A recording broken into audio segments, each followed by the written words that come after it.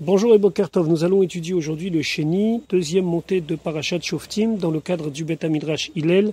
Bet HaMidrash fondé à la mémoire du Rav Hillel Pevzner, Zichrono Livracha. Notre étude commence au Perek Yud Zayin, 17e chapitre du livre de Devarim, Pasuk Yud Dalet, verset 14. Nous avons vu hier, au début de la Parasha, qu'Akadosh Baruch Hu demande de placer sur les Bnei Israël un pouvoir juridique. Shoftim Veshotrim, des juges et des policiers. Maintenant, la Torah parle d'un cas qui va arriver dans l'histoire du peuple juif, celle de nommer un roi. Alors c'est toute une discussion, est-ce que c'était une chose qui était louable ou pas, d'avoir un roi de chair et de sang, alors que notre roi c'est Akadosh Baruch Hu. En tout cas, cette discussion a lieu dans la Gemara, et ici nous allons voir comment, à travers les psukim, et surtout d'après l'explication de Rashi, comment on doit percevoir cette notion de royauté humaine sur les Bnei Israël. Pasuk Yud Dalet, verset 14. Ki tavo el haaretz, lorsque tu viendras dans la terre, Asher Hashem Elokecha noten lach, que Hashem ton Dieu te donne, Verishta, tu vas en prendre possession, Veyashav taba, tu vas t'y installer, Ve'amarta, et tu diras, alors ce sera ou aux Kohanim, à ceux qui sont responsables du culte du Bet HaMikdash, ou bien El HaShofet, ou bien aux juges, Asima alay melech, je mettrai sur moi un roi, Kechol agoyim asher sevivotai, comme toutes les nations, comme tous les peuples qui sont tout autour de moi. Lorsque les Bnei Israël rentrent en Eretz Israël, ils ont 3 mitzvot. La première, avoir un roi. La deuxième, éliminer totalement Amalek. La troisième, construire une demeure fixe pour Akadosh Baruch Hu.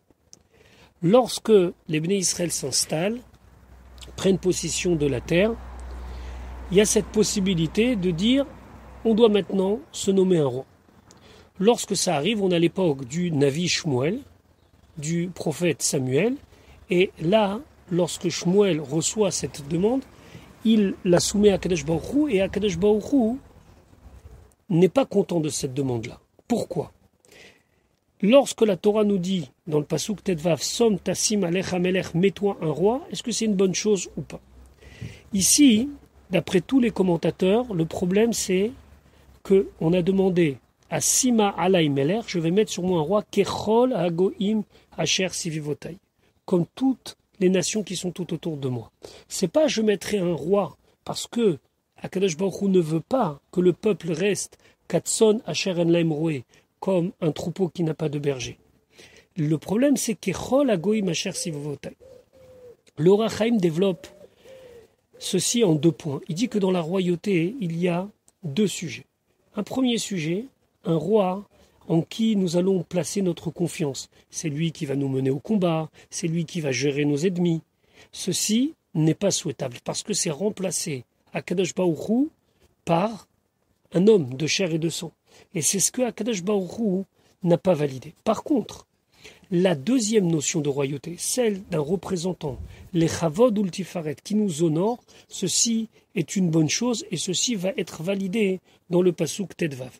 Donc ici, dans le Pasuk Yud Dalet, le problème c'est Kechol Hagoim Asher Sivivotai. Pasuk Tetvav, verset 15, la Torah valide cela. Som Tassim Alech Hamelech, mais sur toi, et c'est une mitzvah d'après certains commentateurs, le Ramban en premier, Alecha sur toi, Melech, un roi, Asher Yifrar Hashem Elokechabo, qui sera choisi par Akadosh Baruch Hu, et c'est le Navi, c'est le prophète qui le choisira, Mikerev Achecha, il est parmi tes frères, Tassim Alech Hamelech, que tu devras mettre un roi sur toi. On ne pouvait pas prendre quelqu'un qui était d'une autre origine. L'otuchal, la tête Alecha, tu ne pourras pas mettre sur toi Ishnochi, un homme étranger, même si c'est quelqu'un qui s'est converti, Asher lo achichaou, qui n'est pas de naissance ton frère, c'est-à-dire quelqu'un qui, déjà, depuis son origine, fait partie du Ham Israël. Pourquoi ? Pourquoi le Sefer HaChinuch dit, lorsque quelqu'un vient du même peuple que son origine, c'est-à-dire qu'il est roi sur les Hébreux et que lui-même il est hébreu, il est roi sur les Yehudim alors que lui-même il est de Yehudim, il aura toujours le cœur à suivre les demandes et faire en sorte que ces sujets soient satisfaits. Lorsque c'est quelqu'un qui vient d'une autre origine, même s'il a adhéré à la Emouna à la fois, reste que son origine pourra être un jour un blocage, une espèce de conflit d'intérêt entre l'intérêt de ces sujets, donc les Bnei Israël, l'intérêt des gens de qui il est proche de sa naissance, puisqu'il est venu d'autres nations, et ceci peut être problématique. Et donc, le Sefer HaChinuch dit, afin que le roi il soit complètement en empathie avec son peuple, il faudra absolument choisir quelqu'un qui vient du peuple et qui, depuis des générations, fait partie du Ham Israël. Le Rashbam et le Chizkuni, eux, donnent une autre piste. Ils disent, on ne sait pas s'il est venu d'une autre origine. Alors peut-être qu'un jour, il va retourner à ses premières croyances et il va amener le peuple vers la Avodah Zarah. C'est la raison pour laquelle, lorsque l'on choisit un roi, on ne peut pas choisir quelqu'un d'autre que Mikerev Acher.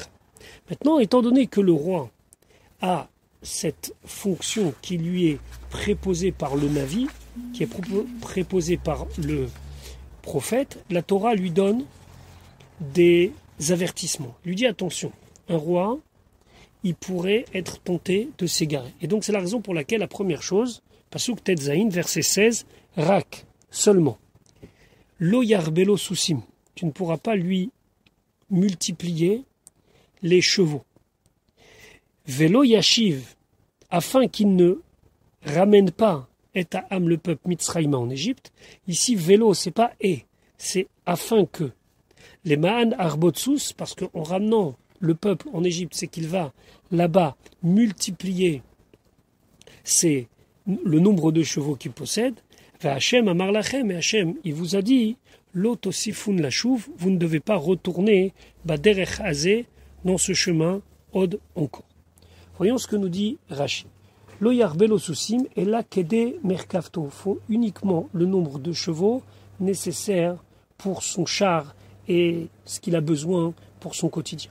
Shelo yashiv et Mitzraïma, afin qu'il ne ramène pas le peuple en Égypte.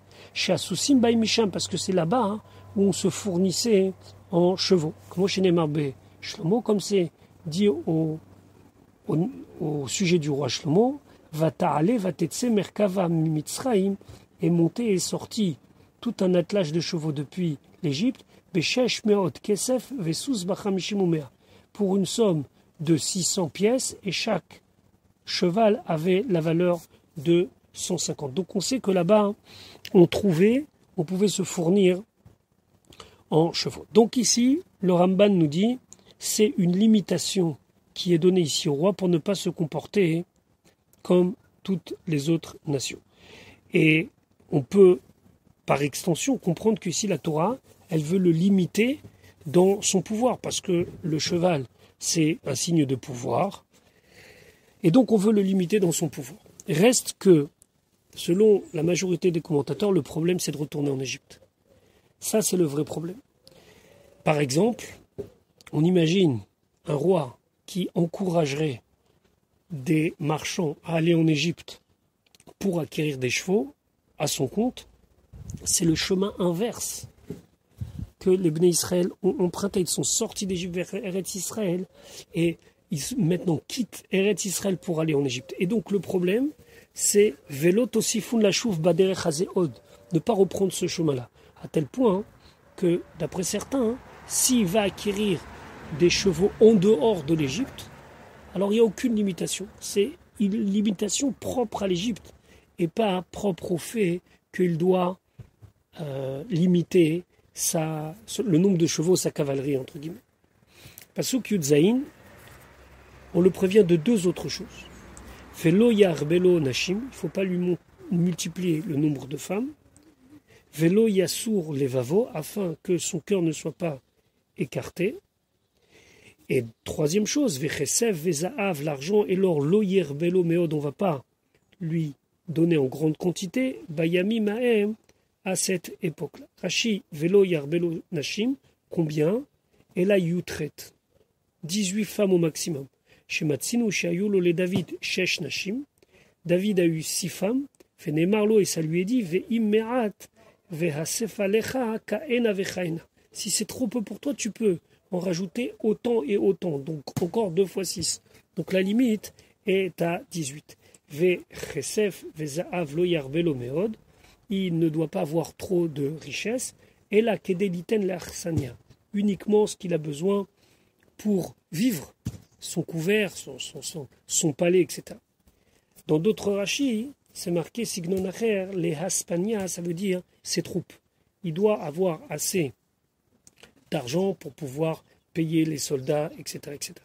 Le Rambam de préciser qu'ici, l'interdiction, c'est de prendre une richesse qu'il met de côté pour se montrer fort et puissant.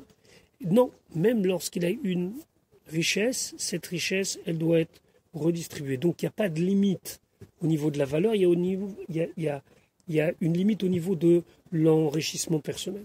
Si c'est fait pour le klal, pour la communauté, il n'y a aucun souci. Pasuk Yutret. Ici, la Torah va parler d'une mitzvah positive qui concerne le roi. Vehaya, et ce sera Cheshifto, lorsqu'il sera installé, Al Kise Mamlarto, sur le trône de sa royauté, de son royaume. Donc, il a respecté toutes les conditions. Il est Mekerev Achicha, il n'a pas trop de chevaux, il n'a pas trop d'argent, il n'a pas trop de femmes. D'ailleurs, c'est intéressant que le Kliyakar dit que le mot Kise, qui veut dire un trône, c'est Kaf, Samer et Aleph. Kaf, Kesef, l'argent, Samer, Sous, les chevaux, Aleph, Isha, la femme. Il a respecté les 3 conditions. À ce moment-là, Vechatavlo, il écrira pour lui, Et Mishne HaTorah Azot, ce Sefer Torah. Alors, sur le mot Mishne Torah Azot, il faut comprendre qu'ici, il y a plusieurs explications. Dans le sens simple, c'est Shne Sifre Torah. Il écrit 2 Sifre Torah. Al Sefer, donc 2 Sefer Torah sur du parchemin. Milifne HaKohanim, un qui était devant les Kohanim, HaLeviim, qui sortait de la tribu de Lévi. Eux, ils étaient dépositaires du Sefer Torah que Moshe Rabbeinu leur avait transmis, et c'était eux qui pouvaient valider si l'écriture de ce Sefer Torah correspondait. Donc Mishneh ici, ça veut dire double. Rashi va dire kafoul, ça veut dire 2 Sefer Torah. Onkelos il dit non, c'est une répétition. Ça veut dire que être Mishneh à Torah, c'est qu'il écrivait un seul Sefer Torah, mais il devait constamment se répéter les paroles de la Torah. Rashi ve'aya keshifto imasaken, s'il a fait comme ça, c'est qu'il a respecté toutes les conditions. Kedai hu shetit kayem malchuto. Il est apte à ce que sa royauté dure. Et Mishneh à Torah, shte sifre Torot, 2 Sefer Torah, achat sheimun achat bevet kenazav, un qui était mis de côté dans l'endroit où il mettait ses trésors, ve'achat shenichneset veyotzetimo, et un qui était tout le temps avec lui. Il rentre avec ce Sefer Torah, il sort avec ce Sefer Torah. Vonkelos Tirgem, Vonkelos il a expliqué Patshegen. Patshegen, ça veut dire une explication. Patar, Mishneh, Lachon, Shinun, Vedibur. Pour lui, le mot Mishneh, ça veut dire enseignement. Il devait constamment répéter et se remémorer les paroles de la Torah. Concernant la halacha, le Rambam dit que c'est une mitzvah pour le roi d'écrire un Sefer Torah. Un pour lui, en tant que roi, en plus du Sefer Torah que chacun devait s'écrire. Donc, le Sefer Torah que chacun devait s'écrire, puisqu'il y a une mitzvah, que chacun possède son propre Sefer Torah, il le mettait de côté, et le deuxième Sefer Torah qu'il écrivait par sa particularité de roi, il l'avait toujours avec lui. Maintenant, si c'était un roi qui, lorsqu'il a été nommé, n'avait pas de Sefer Torah, alors on lui en écrivait 2. Donc on a suivi l'avis de Rashi. Pasuk Yutet, Ve'aïta imo, et la Torah sera avec lui, donc ce Sefer Torah sera avec lui, il l'accompagne dans la guerre, il rentre avec lui quand il rentre pour s'installer devant le peuple, c'est quand il juge, il est avec lui, Ve'karabo, et il lira dans ce Sefer Torah Kol Yemei Chayav, tous les jours de sa vie. Et là on a la même dracha qu'on retrouve sur le Kriyat Shema, Yemechayav, les jours de sa vie, ça veut dire en journée. Kol Yemechayav, même la nuit. Et bien sûr, quand il devait respecter les lois du Sefer Torah, il ne pouvait pas non plus le mettre n'importe où. Les Ma'an, afin, Yilmad Leira, qu'il apprenne à craindre et Hachem Elokav, Hachem son Dieu. Lishmor et Kol Divrei HaTorazot, garder, préserver toutes les paroles de cette Torah. Ve'et Achukima, et ces lois-là, la Sotam, et de les faire. C'est toujours important de voir que lorsque la Torah nous dit Lishmor, ce n'est pas seulement garder dans le sens héritage, mais c'est la Sotam, c'est pour les accomplir. Le Sefer Achinour explique pourquoi c'est tellement important. Le roi, hein, il n'a pas grand monde au-dessus de lui. C'est lui qui est au-dessus, il est en haut de la pyramide. C'est avec ses ordres que tout se gère. Donc il lui faut constamment se rappeler l'humilité d'un dirigeant, d'un roi, et cette humilité est par l'étude de la Torah. Donc il fallait constamment qu'il se remémore les paroles de la Torah. Divrei Torah Rashik et Mashmao, comme on l'entend, ça veut dire vraiment les paroles de la Torah dans le sens le plus simple. Pasoukraf, les vilti, roum, les vavo, afin qu'il ne va pas élever son cœur, mais raf plus que ses frères les Bnei Israël. Ou le vilti, sour mina mitzvah yamin small, et afin qu'il ne va pas s'écarter de la mitzvah ni à droite ni à gauche. Les man yarich yamim al mamlarto, afin qu'il va passer de nombreux jours sur son royaume, sur sa royauté, ou banav, lui et ses enfants, si il le mérite, Beker et Israël, au sein du peuple juif. Alors ici, la Torah prévient que, les viltirum, les vavomechav, il doit faire attention à ne pas s'élever sur ses frères en ayant plus d'argent, en ayant plus de femmes, en ayant plus de chevaux, et ne pas s'écarter de la mitzvah, yaminus molrashi, ou le viti sur mina mitzvah, filo mitzvah kalashel navi. Même si c'est un ordre d'un avis d'un prophète, il doit écouter les ma'an yarich yamim, afin que ces jours se prolongent, qu'il reste un roi le plus longtemps. Michlal hen atashomea alav. Du positif, tu peux en prendre le négatif. Ça veut dire quoi? Que si tu ne vas pas respecter le contrat, alors tu ne seras pas roi longtemps. Et le roi doit prendre conscience que sa seule légitimité, c'est la légitimité qui lui est donnée par la Torah. C'est la raison pour laquelle Rashi nous explique Vechen Matsinu Beshaoul. On a trouvé concernant le roi Shaoul, premier roi qui a été oint sur le peuple juif. Shamar, le Shmuel, il lui a dit qu'il devait l'attendre à Gilgal, Shivat Yamim Tochel, pendant 7 jours tu m'attends, Ad Boelecha, jusqu'à que je reviens vers toi. Pourquoi? Les Alot Olot, pour faire les sacrifices. Ou Ktiv, et c'est marqué, Vayochel Shivat Yamim, 7 jours c'est passé. C'était au début de la 7e journée. Shaoul voit que Shmuel n'est pas venu, il a commencé à faire des corbanotes. Velo Shamar Aftachato, il n'a pas gardé sa promesse, l'Ishmor Kol Hayom, de l'attendre toute la journée. Velo Ispik le Alot Aola, et il n'a pas eu le temps de faire les sacrifices, Ad Sheba Shmuel, jusqu'à que Shmuel est venu. Fait un Marlo, il lui a dit, Niskalta, tu as agi bêtement, Lo Shamarta, et tu n'as pas respecté ce que tu devais faire. Ve'ata maintenant, mamlartecha lo takum. Ta royauté ne va pas rester. Halamatta. De là tu vois, chez Bishvil mitzvah kalash el navi, que même pour un ordre simple d'un avis, ici c'était le Shmuel qui lui disait « Attends-moi dans 7 jours, je viendrai pour faire les sacrifices avec toi », Néhénash, il a été puni. Ou Banav, lui et ses enfants, Bagid, c'est pour nous dire, chez Im Beno Hagoun, si son fils est apte, les Malchut, à régner, ou Kodem Lechol Adam, lui, il passera en priorité avant toute autre personne pour le remplacer. On verra le cas avec David Ameler et son fils Shlomo. Voilà pour aujourd'hui. Je vous souhaite une bonne journée et Bezrat Hashem, à demain pour la suite de notre étude.